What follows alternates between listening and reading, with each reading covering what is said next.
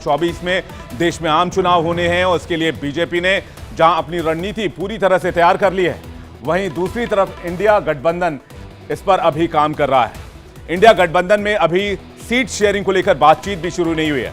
उससे पहले ही सिर्फ फुटबॉल देखने को मिल रहा है। ऐसा क्यों हो रहा है, विपक्ष में बात क्यों नहीं बन पा रही है, इसके बारे में एक एक डिटेल आपके सामने रखेंगे। लेकिन उससे पहले जरा दो तस्वीर आपको दिखाते हैं। पहली तस्वीर बीजेपी चुनाव समिति की है, जिसमें पीएम मोदी की अध्यक्षता में जेपी नड्डा, अमित शाह, राजनाथ सिंह समेत तमाम चुनाव समिति के नेता शामिल हुए हैं। चुनावी तैयारी पर चर्चा की जा रही है। दूसरी तस्वीर विपक्ष के इंडिया गठबंधन की कोऑर्डिनेशन कमेटी की है, जिसमें 14 नेताओं को शामिल होना था, लेकिन पहुंचे सिर्फ 12। टीएमसी और सीपीएम से कोई भी नेता नहीं पहुंचा है। और दूसरी सबसे अहम बात जिस पर सभी दलों की नजर थी, वो थी सीट शेयरिंग पर बातचीत। वो भी आज की बैठक में नहीं हो पाई है। सीट शेयरिंग को लेकर अभी तक कोई खास असर या कोई खास बढ़त देखने को नहीं मिली है। विपक्षी खेमे में मचे सिर फुटबॉल की बात करेंगे, लेकिन सबसे पहले आपको बीजेपी दफ्तर की कुछ तस्वीर दिखाते हैं, जिसमें केंद्रीय चुनाव समिति की बैठक में शामिल होने के लिए पहुंचे पीएम मोदी का भव्य स्वागत किया गया। देखिए तस्वीरें, प्रधानमंत्री नरेंद्र मोदी पहुंचे तो उनकी गाड़ी फूलों से कुछ इस तरह से लग गई थी, क्योंकि G20 के बाद पहली बार प्रधानमंत्री नरेंद्र मोदी बीजेपी के ऑफिस आ रहे थे और उनके सम्मान में एक कार्यक्रम बीजेपी दफ्तर में रखा गया था। ये जानकारी भी हमें मिली। चूंकि बीजेपी के अध्यक्ष जेपी नड्डा, तो आधिकारिक तौर पर सबसे पहले प्रधानमंत्री मोदी का उन्होंने स्वागत किया।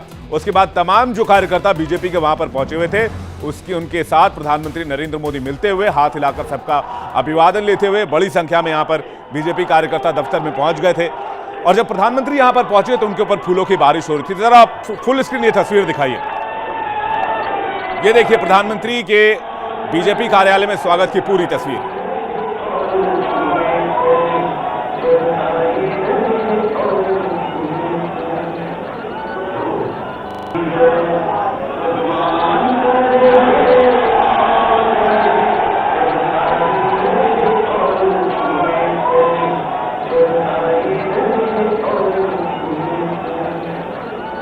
प्रधानमंत्री G20 के सफल आयोजन के बाद पहली बार बीजेपी के दफ्तर पहुंचे प्रधानमंत्री को बधाई दी गई, उन्हें सम्मानित किया गया।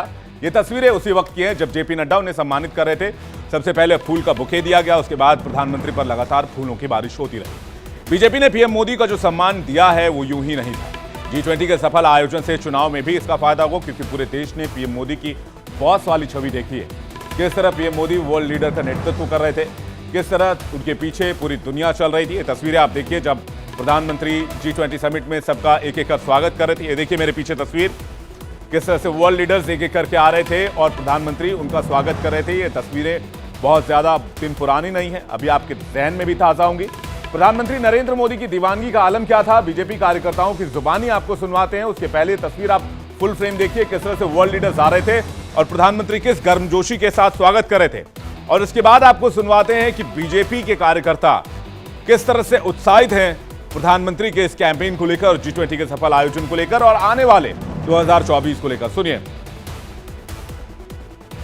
इससे खुशी तो और हो ही नहीं सकती, जन्मदिन तो और इससे ज्यादा बढ़ के होगा। आज तो वो G20 के उसमें वर्ल्ड में नाम हो रहा है सब जगह, उसमें एवज में हम लोग आज आए हैं, लेकिन 17 तारीख को तो बहुत ज्यादा होगा उनका। बहुत तगड़ा संक्रांत है, पूरे बहुमत से, और उससे ज्यादा जितना आया था उससे ज्यादा बहुमत से आएंगे। भारी बहुमत से फिर से प्रधानमंत्री मोदी जी को 2024 में प्रधानमंत्री बनाएंगे। जिनके बाराती तैयार है, दूल्हा का तो पता ही नहीं है, हाँ? तो उसमें आप क्या कहेंगे, जितने चेहरे उतने प्रधानमंत्री बनने की अंदर में लालसा घुसी हुई है। कोई हर किसी को ये गठबंधन, ये घमंडिया गठबंधन है, ये ठगबंधन है, और हर कोई एक दूसरे को ठग रहा है। और इसका जवाब मोदी जी, इसका जवाब 2024 में जनता देगी और भारतीय जनता पार्टी 300 साढ़े 300 के पार जाएगी निश्चित रूप से। मोदी जी ने बहुत अच्छा काम किया है, जैसे हमारे नेता हो ऐसे ही नेता होना चाहिए। बिल्कुल उभर के आई उनकी छवि, और जो अपोजिट वाले थे उनका रोना हो गया। तो इसलिए आप देख रहे हैं, इसलिए आज हमने लिखा है कि मोदी वर्सेस विरोधी। विरोधी में कई चेहरे हैं, लेकिन इसमें संयोजक कौन होगा, विरोधी गठबंधन का नेता कौन होगा, ये बहुत बड़ा सवाल है।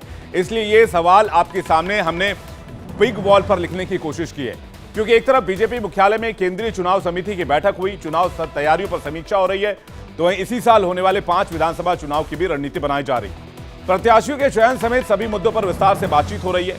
सूत्रों के मुताबिक मध्य प्रदेश के 40 और प्रत्याशियों के नाम पर मुहर लग गई है। जिनके नामों का ऐलान अगले कुछ घंटे में हो सकता है। यानी बीजेपी लोकसभा चुनाव की तैयारियों में आगे तो चल ही रही है, विधानसभा चुनाव की तैयारी में भी विपक्ष से एक दो नहीं बल्कि कई कदम आगे निकल चुकी है। वहीं विपक्ष की तरफ से गठबंधन अभी बैठकों के दौर में ही है। आज दिल्ली में शरद पवार के बंगले पर विपक्षी गठबंधन की कोऑर्डिनेशन कमेटी की बैठक हुई।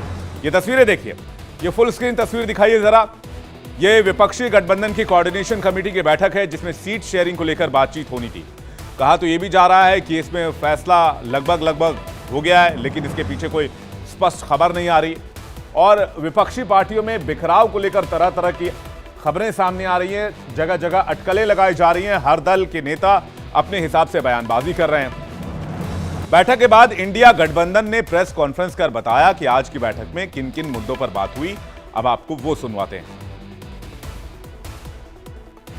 The coordination committee decided to start the process for determining the seat sharing. It was decided that the member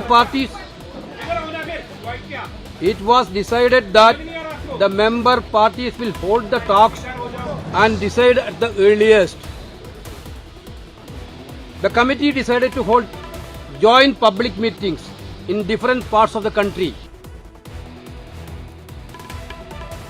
तो ये गठबंधन का बयान मैं आपको हिंदी में बता देता हूं। नेता ये कह रहे हैं कि जो जितने भी घटक दल हैं सब आपस में बैठक करेंगे, अलग अलग बैठक करके अपने अपने इलाके की सीटें तय करेंगे और जितनी जल्दी से जल्दी हो सके वो फैसला करके कमेटी को बताएंगे, जिसके बाद सीट शेयरिंग पर बात फाइनल कर ली जाएगी। लेकिन विपक्षी गठबंधन की बैठक को लेकर बीजेपी ने सनातन वाले बयान पर घेरने की कोशिश की। केंद्रीय मंत्री गिरिराज सिंह ने कहा कि बैठक हिंदुओं को खत्म करने के लिए रणनीति बनाने के लिए किया जा रहा है। सुनिए गिरिराज सिंह का बयान। 10 दिनों से सनातन हिंदू को खत्म करने की बात कही जा रही है, तो सनातन हिंदू को खत्म करने के लिए अगर INDIA का मीटिंग हो रहा है, देश देख रही है, आने वाले दिन में एक एक पाई का हिसाब देश का सनातनी हिंदू लेगा और बताएगा कि मेरा औकात क्या है। वहीं आज की बैठक के पहले आम आदमी पार्टी के राज्यसभा सांसद राघव चड्ढा ने भी विपक्षी गठबंधन को एकजुट रहने का बहुत बड़ा मैसेज दे दिया। राघव चड्ढा ने कहा कि मनभेद, मतभेद और महत्वाकांक्षाओं को दूर रखना होगा अगर इस गठबंधन को सफल बनाना है तो। सुनिए क्या कह रहे हैं आम आदमी पार्टी के नेता। अगर इंडिया गठबंधन को तमाम नेता, राजनीतिक दल और जनता भी सफल बनाना चाहती है, जो कि सफल होगा, निश्चित तौर पे होगा, तो सबको 3 चीजें त्यागनी होंगी: मनभेद, मतभेद और महत्वाकांक्षा। जब ये 3 चीजें हम त्यागेंगे राजनीतिक तौर पे, तभी ये इंडिया गठबंधन सफल होगा। अब समझने की कोशिश कीजिए कि राघव चड्ढा ने जो बातें कही, विपक्षी गठबंधन में वही बातें सबसे ज्यादा हावी नजर आ रही, क्योंकि इस गठबंधन में विपक्ष की सभी पार्टियां, सबकी अपनी अपनी महत्वाकांक्षाएं हैं, सबके अपने अपने एजेंडे हैं। केंद्र के अलावा राज्यों में कई पार्टियों में मतभेद है जो मनभेद तक पहुंच गया है।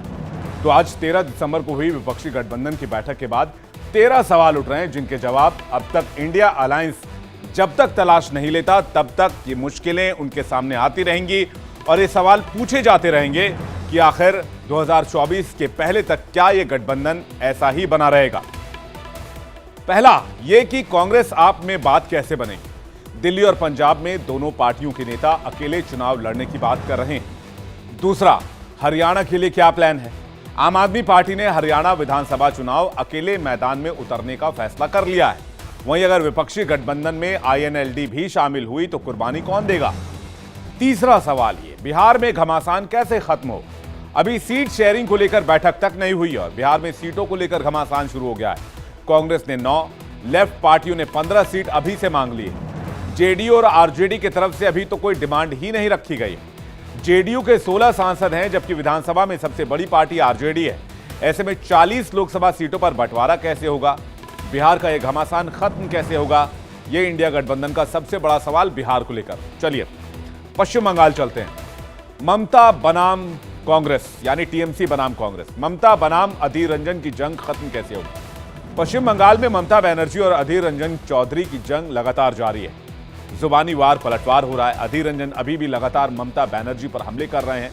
तो बड़ा सवाल ये कि दोनों की जंग कैसे खत्म होगी, टीएमसी और कांग्रेस साथ कैसे आए, टीएमसी लेफ्ट का घमासान कैसे बनेगी बात, पश्चिम बंगाल को लेकर ही सवाल है। पश्चिम बंगाल में टीएमसी और लेफ्ट पुराने सियासी दुश्मन है। ऐसे में इनमें कोऑर्डिनेशन कैसे होगा, इसका जवाब तलाशना आसान नहीं है। ये किसी लोहे के चने को चबाने के जैसा है। उत्तर प्रदेश में समाजवादी पार्टी को संतुष्ट कैसे करेंगे? घोसी उपचुनाव जीतने के बाद अखिलेश यादव फ्रंट फुट पर बैटिंग करने लग गए हैं। वो भी कह रहे हैं कि यूपी में बीजेपी को हराने के लिए सभी पार्टियां साथ आ सकती हैं, वो भी अखिलेश यादव यानी कि समाजवादी पार्टी के नेतृत्व में। ऐसे में अगर अखिलेश यादव की सीट डिमांड बहुत ज्यादा हो रही है तो उन्हें कैसे संतुष्ट किया जाए? अखिलेश यादव अब लीड करेंगे, फ्रंट फुट पर खेलेंगे, सबको पता है, क्योंकि घोसी का चुनाव के नतीजे उनके फेवर में आए हैं। सीट बंटवारे का फॉर्मूला क्या और कब तक आएगा? विपक्षी गठबंधन की अब तक 4 बैठकें हो चुकी हैं, लेकिन किसी भी बैठक में सीट शेयरिंग को लेकर बात नहीं बन पाई है। यह मामला विपक्षी गठबंधन जल्द से जल्द हल करना चाहता है, लेकिन कोई आगे नहीं आ रहा, कोई रास्ता नहीं दिख रहा। सीट शेयरिंग फॉर्मूला पर सबसे बड़ा सवाल है और सबसे मुश्किल की बात भी। विधानसभा चुनाव में गठबंधन का रोल क्या होगा? लोकसभा चुनाव में सभी विपक्षी पार्टियां साथ चुनाव लड़ने की तैयारी में तो हैं, लेकिन अलग अलग राज्यों में विधानसभा चुनाव में एक दूसरे के खिलाफ कैसे जाएंगे? ऐसे में आम लोगों में भ्रम पैदा होगा, जिससे इन पार्टियों को नुकसान हो सकता है और इसका सीधा फायदा बीजेपी को जा सकता है। अब इस मुश्किल चुनौती से निपटने के लिए गठबंधन क्या करेगा, ये सबसे बड़ा सवाल है। कार्यकर्ताओं में कोऑर्डिनेशन कैसे बनेगा? गठबंधन अलग अलग विचारधारा के नेता एक मंच कर एक जगह पर आ गए हैं गठबंधन करके, लेकिन कार्यकर्ताओं में कोऑर्डिनेशन बनाना सबसे बड़ी चुनौती है, क्योंकि पार्टियों के नेता तो साथ आ जाते हैं, लेकिन काडर साथ लाना बहुत मुश्किल हो जाता है। अगर काडर साथ नहीं होगा तो चुनाव जीतना मुश्किल हो जाएगा, क्योंकि बड़े नेताओं में कोऑर्डिनेशन तो हो जाता है, लेकिन कार्यकर्ताओं को साथ मिला पाना बहुत मुश्किल हो जाता है। और अगर कार्यकर्ता साथ नहीं आएंगे तो फिर क्षेत्रीय दलों को, क्षेत्रीय छत्रपों को नुकसान होगा। इसका समाधान कैसे निकालेगा इंडिया गठबंधन? बयानबाजी पर कैसे रोक लगाए? 10वां सवाल। विपक्षी गठबंधन में शामिल डीएमके के नेता उदयनिधि स्टालिन ने अभी हाल में ही सनातन को लेकर विवादित बयान दे दिया। उससे गठबंधन के बाकी दल असहज महसूस करने लगे। आनंद फानन में कुछ दलों ने इस बयान से फौरन किनारा किया। इस तरह की बयानबाजी से गठबंधन को चुनाव में नुकसान की आशंका है। साथ ही साथ ऐसे बयानबाजी को अगर नहीं रोका गया तो 24 में चुनाव जीतने पर भी पावर ब्रेक लग सकता है। 11वां सवाल। पवार फैमिली फाइट के बाद का कंफ्यूजन कैसे दूर होगा? अजीत पवार बीजेपी के नेतृत्व वाले एनडीए में शामिल होकर महाराष्ट्र सरकार में उप मुख्यमंत्री बन चुके हैं, लेकिन शरद पवार अभी भी कह रहे हैं कि एनसीपी में कोई टूट नहीं हुई है। अजीत एनसीपी के नेता ही हैं। ऐसे में इस कंफ्यूजन को दूर कैसे किया जाए, क्योंकि ये नए गठबंधन के लिए चुनौती भी है। केरल में कैसे सीटों का बंटवारा हो और इसका समाधान क्या निकाला जाए? सीट बंटवारे पर सिर्फ नॉर्थ में ही पेच नहीं फंसा हुआ है, साउथ में भी घमासान मचा हुआ है। केरल में कांग्रेस और लेफ्ट में भयानक टक्कर है। ऐसे में वहां पर दोनों पार्टियों के बीच गठबंधन किस आधार पर होगा? सीटों का बंटवारा किस सियासी रणनीति के तहत होगा और दोनों सियासी दुश्मन एक साथ किस तरह से आएंगे?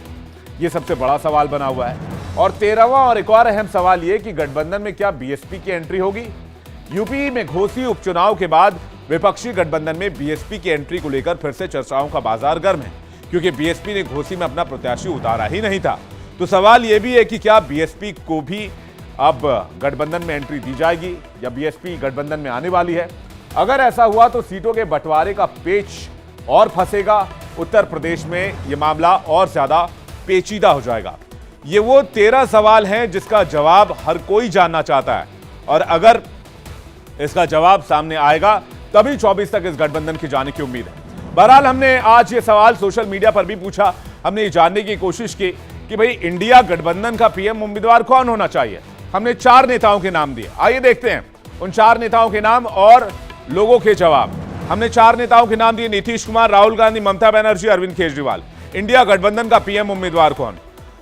अरविंद केजरीवाल के साथ 21% लोग हैं, नीतीश कुमार के साथ 18% लोग हैं, राहुल गांधी के साथ 62% लोग हैं, ममता बनर्जी